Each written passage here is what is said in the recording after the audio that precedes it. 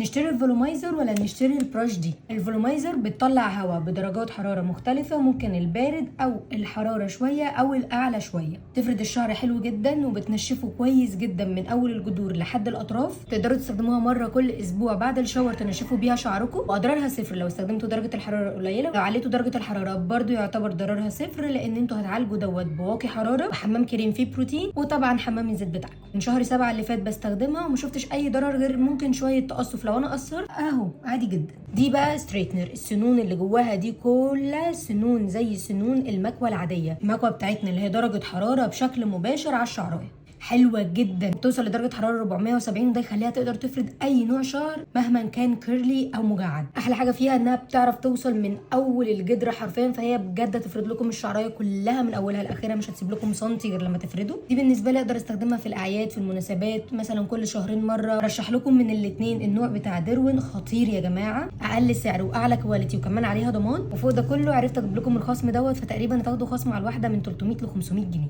فبس كده.